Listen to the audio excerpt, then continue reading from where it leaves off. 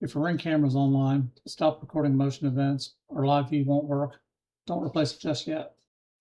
I'll show you how to fix it in about 2 minutes and try not to lose your video history while doing it. So as you can see in the video, when I click on my camera, all I get is a spinning. Eventually it'll time out. You may get some sort of error. It may say cannot connect to the Wi-Fi or something else, but either way, it's definitely not going to connect.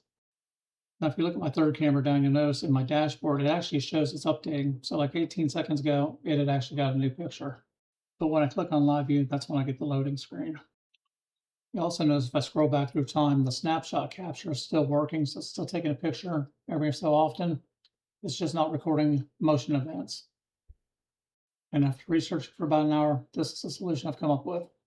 We're going to go down and click the three little dots beside the camera we're going to try to fix, and then click the Settings tab. Once we're here, we're going to go down to Device Settings.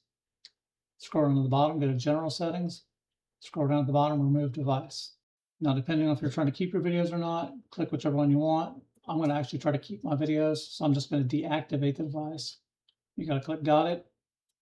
And then when it takes you back to the dashboard, you'll notice the camera's now missing, but it says device deactivated. If you click on it, there's no settings here, so we're going to hit the X, close this out. And if you deleted the history, there'll be no camera there at all. From our Ring camera app, we're going to go to the top left and click the three bars. Scroll down until you get Devices. Go down to Set up a device. This will open up a QR code reader on your phone. If you haven't enabled it, you'll have to allow Ring to access your camera, and then head to the device that you need to re-enable. So normally you just scan the QR code on the back of the camera, but since mine isn't working, I'm going to have to go in and do it the hard way. And I'm going to set up the Ring camera manually. Then just finish following the directions on the screen to set up the camera again. Once that's done, it should pop you back to your dashboard. And if you scroll down, your camera should be back in. Click on the camera. You see the live view is working now again.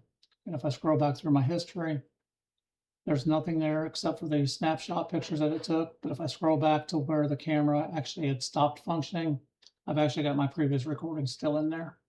If this video helped you out, consider giving it a thumbs up. It helps other Ring users find the solutions too.